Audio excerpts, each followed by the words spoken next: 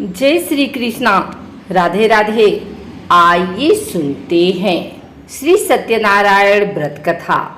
सत्यनारायण भगवान की पूजा का बहुत अधिक महत्व होता है। श्री सत्यनारायण व्रत कथा के कुल 5 अध्याय हैं, जिनका श्रवण करने से मनुष्य के सभी कष्ट मिट जाते हैं। आइए सुनते हैं सत्यनारायण व्रत कथा। एक समय की बात है, नैशिरण्य तीर्थ में सौनकादि 88,000 ऋषियों ने श्री सूत जी से पूछा, हे प्रभु, इस कलयुग में वेद विद्या रहित मनुष्यों को प्रभु भक्ति किस प्रकार मिल सकती है तथा उनका उद्धार कैसे होगा? हे मुनि श्रेष्ठ, कोई ऐसा तप बताइए जिससे थोड़ी समय में ही पुण्य मिले और मनवांछित फल भी मिल जाए। इस प्रकार की कथा सुनने की हम लोग की इच्छा रखते हैं। सभी शास्त्रों के ज्ञाता सूत जी बोले, हे वैष्णवों में पूज्य, आप सभी ने प्राणियों के हित की बात पूछी है, इसलिए मैं एक ऐसे श्रेष्ठ और व्रत के बारे में आप लोगों को जरूर बताऊंगा, जिसके बारे में नारद जी ने लक्ष्मी नारायण जी से पूछा था और लक्ष्मीपति श्री हरि ने नारद जी से कहा था। अब आप भी इसे सुनिए। एक समय की बात है, नारद जी दूसरों के हित की इच्छा के लिए अनेकों लोकों में घूमते हुए मृत्यु लोक में जा पहुंचे। यहाँ उन्होंने अनेक योनियों में जन्मे सभी मनुष्यों को अपने कर्मों के अनुसार पीड़ा झेलते हुए देखा। उनका दुख देख नारद जी सोचने लगे कि ऐसा क्या किया जाए जिससे निश्चित रूप से मानव के दुखों का अंत हो जाए। इसी विचार पर मनन करते हुए वह विष्णु लोक में गए। वहां वह नारायण की स्तुति करने लगे और बोले, हे भगवान, आप अत्यंत शक्ति से संपन्न हैं, निर्गुण स्वरूप, सृष्टि के कारण भक्तों के दुख को दूर करने वाले हैं। आपको मेरा प्रणाम। नारद जी की स्तुति सुन विष्णु भगवान बोले, मुनि श्रेष्ठ, आपके मन में क्या बात है, उसे निसंकोच कहो। इस पर नारद मुनि बोले कि मृत्यु लोक में अनेक योनियों में जन्मे मनुष्य अपने कर्मों के द्वारा अनेकों दुख से दुखी हो रहे हैं। हे प्रभु, आप तो ये बताइए कि वो मनुष्य थोड़े प्रयास से ही अपने दुखों से कैसे छुटकारा पा सकते हैं। तब श्री हरि बोले, हे नारद, मनुष्यों की भलाई के लिए तुमने बहुत उत्तम प्रश्न पूछा है। स्वर्गलोक व मृत्युलोक दोनों में एक दुर्लभ उत्तम व्रत है जो पुण्य देने वाला है। आज प्रेमवश होकर मैं उसे तुमसे कहता हूँ। श्री सत्यनारायण भगवान का व्रत अच्छी तरह विधान पूर्वक करके मनुष्य तुरंत ही यहाँ सुख भोग कर मरने पर मोक्ष पाता है। श्री हरि के वचन सुन नारद जी बोले कि उस व्रत का फल क्या है प्रभु, और उसका विधान क्या है? यह व्रत किसने किया था? इस व्रत को किस दिन करना चाहिए? आप सब कुछ विस्तार पूर्वक बताएं। नारद की बात सुनकर फिर श्री हरि बोले, दुख व सुख को दूर करने वाला यह सभी स्थानों पर विजय दिलाने वाला है।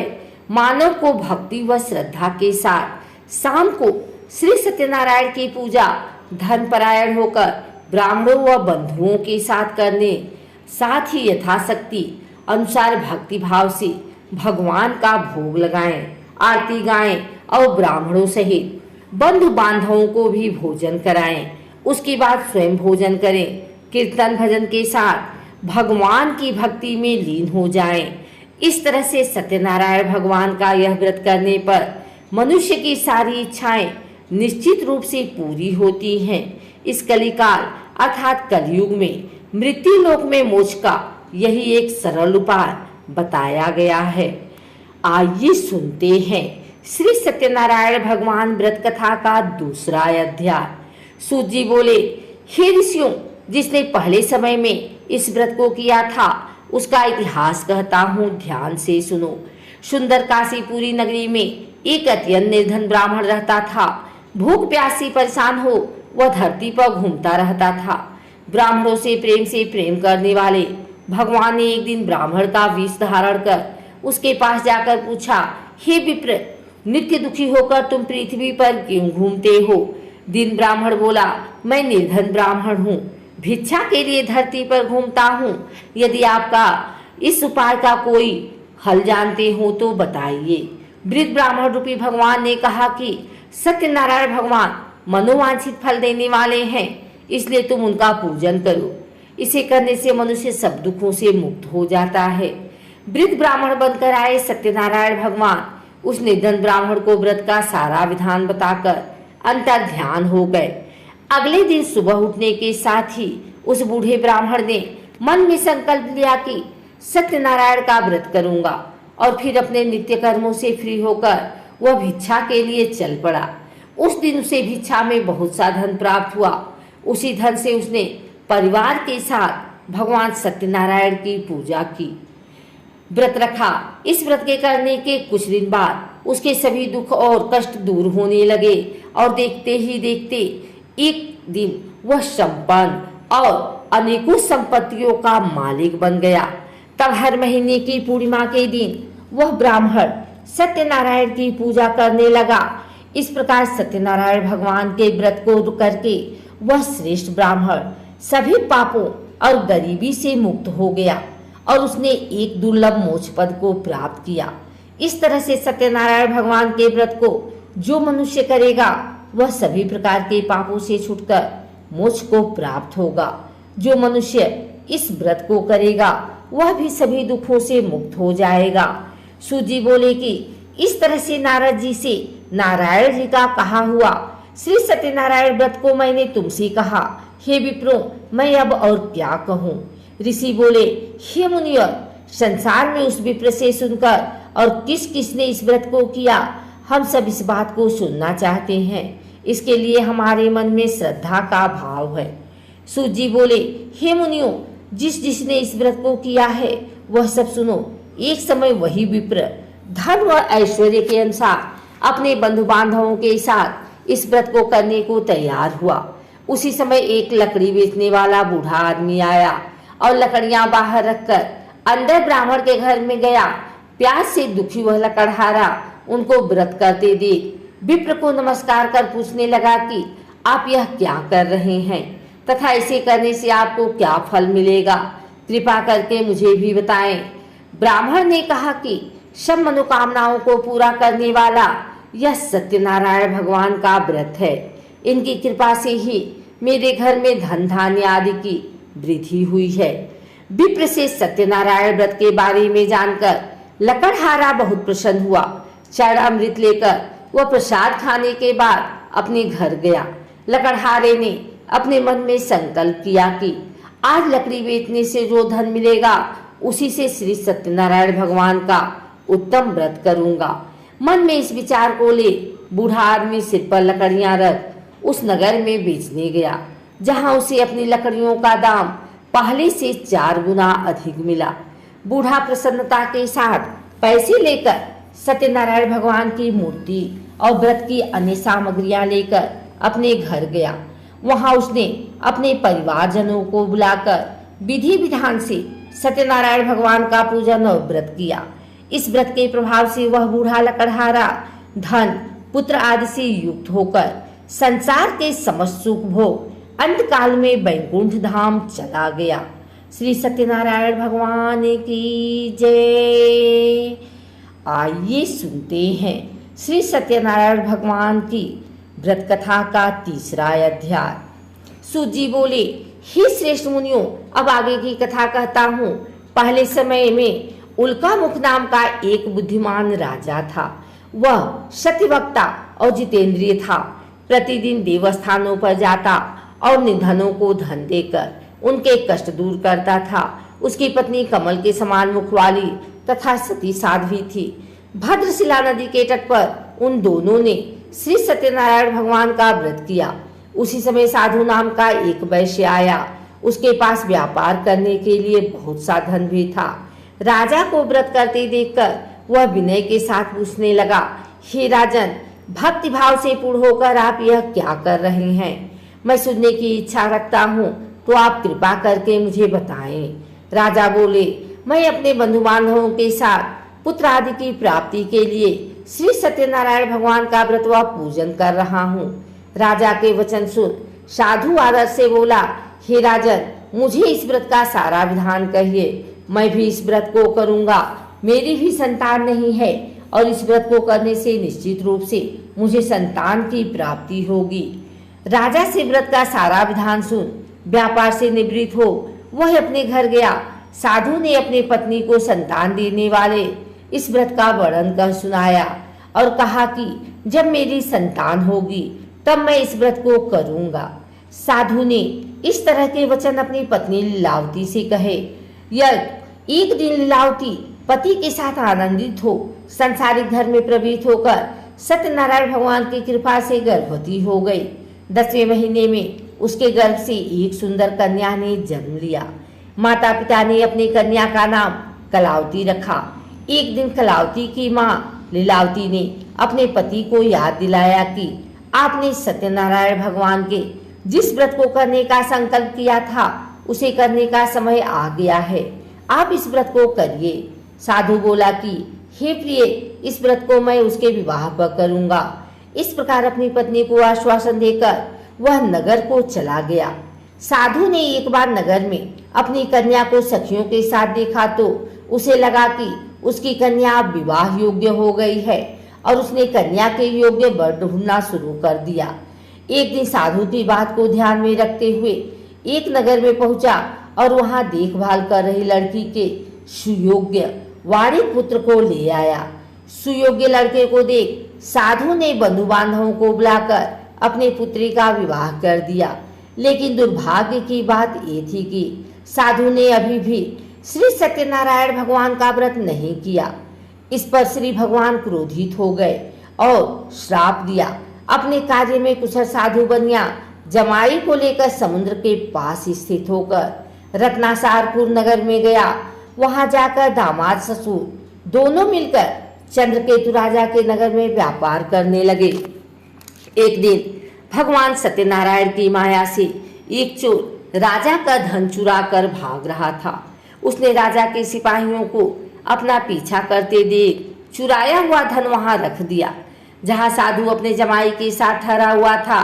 राजा के सिपाहियों ने साधु वैश्य के पास राजा का धन पड़ा देखा तो वह ससुर जमाई दोनों को बांधकर प्रसन्नता से राजा के पास ले गए और कहा कि उन दोनों चोरों ने हम पकड़ लिए हैं, अब आप आगे की कार्यवाही कीजिए।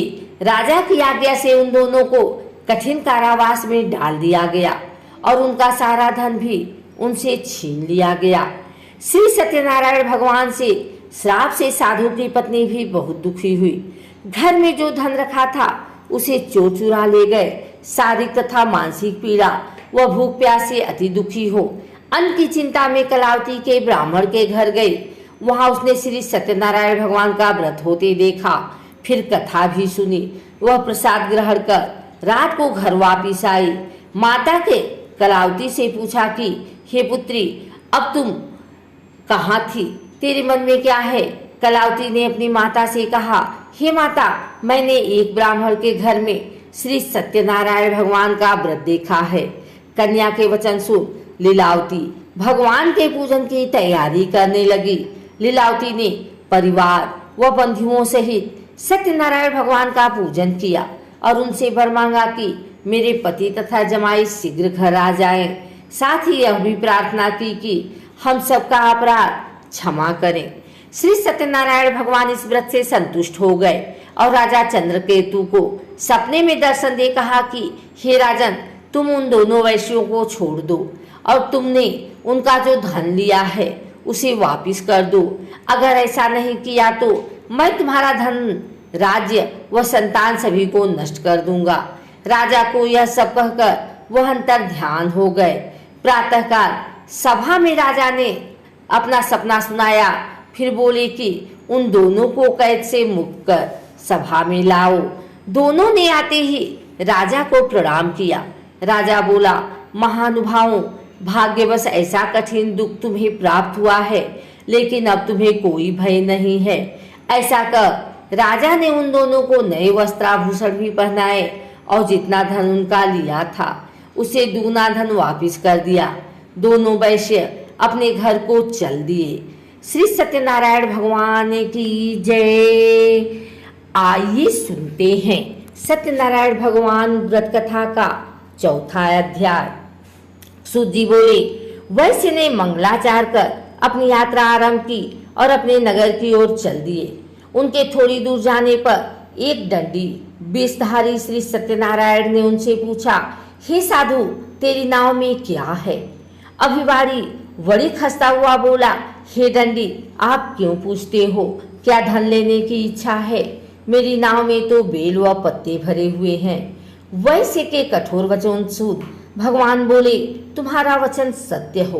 दंडी ऐसे वचन कर वहां से दूर चले गए। कुछ दूर जाकर समुद्र के किनारे बैठ गए। दंडी के जाने के बाद साधु वैश्य ने नित्य क्रिया के पश्चात नाव को ऊंची उठते देखकर अचंभा माना और नाव में बेलपत्ते आदि देख वह मूर्छित हो जमीन पर गिर पड़ा। वापस होश में आने पर वह अत्यंत शोक में डूब गया। तब उसका दामाद बोला कि आप शोक न मनाए, यह दंडी का श्राप है, इसलिए हमें उनकी शरण में जाना चाहिए, तभी हमारी मनोकामना पूरी होगी। दामाद की बात सुनकर वह दंडी के पास पहुंचा और अत्यंत भक्तिभाव नमस्कार करके बोला, मैंने आपसे जो असत्य वचन कहे थे उनके लिए मुझे क्षमा कर दें। ऐसा कहकर रोने लगा। तब दंडी भगवान बोले, हे बड़े पुत्र, मेरी आज्ञा से बार बार तुम्हें दुख प्राप्त हुआ है, तू मेरी पूजा से विमुख हुआ। साधु बोला, हे भगवान, आपकी माया से ब्रह्मा आदि देवता भी आपके रूप को नहीं जानते, तब मैं अज्ञानी कैसे जान सकता हूँ? आप प्रसन्न होइए, अब मैं सामर्थ्य के अनुसार आपकी पूजा करूँगा, मेरी रक्षा करो और पहले के समान नौका में धन भर दो। साधु वैश्य के भक्ति पूर्वक वचन सुनकर भगवान प्रसन्न हो गए और उसकी इच्छा अनुसार वरदान देकर अंतर ध्यान हो गए। ससुर जमाई दोनों जब नाव पर आए तो नाव धन से भरी हुई मिली। फिर वहीं अपने अन्य साथियों के साथ सत्यनारायण भगवान का पूजन कर अपने नगर को चल दिए। जब नगर के नजदीक पहुंचे तो दूत को घर पर खबर करने के लिए भेज दिया।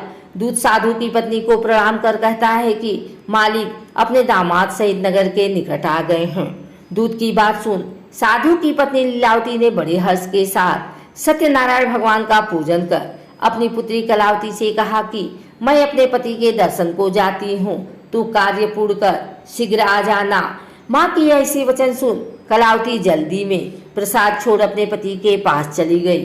प्रसाद की अवज्ञा के कारण श्री सत्यनारायण भगवान रुष्ट हो गए और नाव सहित उसके पति को पानी में डुबो दिया। कलावती अपने पति को वहां न पाकर रोती हुई जमीन पर गिर गई। नौका को डूबा हुआ देख वह कन्या को रोता देख साधु दुखी होकर बोला कि हे प्रभु, मुझसे तथा मेरे परिवार से जो भूल हुई है उसे क्षमा करें। साधु के दीन वचन सुनकर श्री सत्यनारायण भगवान प्रसन्न हो गए और आकाशवाणी हुई, हे साधु, तेरी कन्या मेरे प्रसाद को छोड़कर आई है, इसलिए इसका पति अदृश्य हो गया है। यदि वह घर जाकर प्रसाद खाकर लौटती है तो इसे इसका पति अवश्य मिलेगा। आकाशवाणी सुन कलावती ने वैसा ही किया जैसा आकाशवाणी के दौरान भगवान ने कहा और फिर प्रसाद ग्रहण करने के बाद जब वो वापस आई तो अपने पति के दर्शन करके अत्यंत प्रसन्न हुई। उसके बाद साधु अपने बंधु बांधवों सहित श्री सत्यनारायण भगवान का विधि विधान से पूजन करने लगा। इस लोक का सुख भोग कर वह अंत में स्वर्ग लोक को चला गया। श्री सत्यनारायण भगवान की जय। आइए सुनते हैं श्री सत्यनारायण भगवान व्रत कथा का 5वां अध्याय। सूत जी बोले, हे ऋषियों, मैं और भी एक कथा सुनाता हूँ, उसे भी ध्यान पूर्वक सुनो। प्रजापालन में लिन तुंगध्वज नाम का एक राजा था। उसने भी भगवान का प्रसाद त्याग कर बहुत ही दुख किया। एक बार जंगल में जाकर वन्य पशुओं को मारकर वह बर के पेड़ के नीचे आया।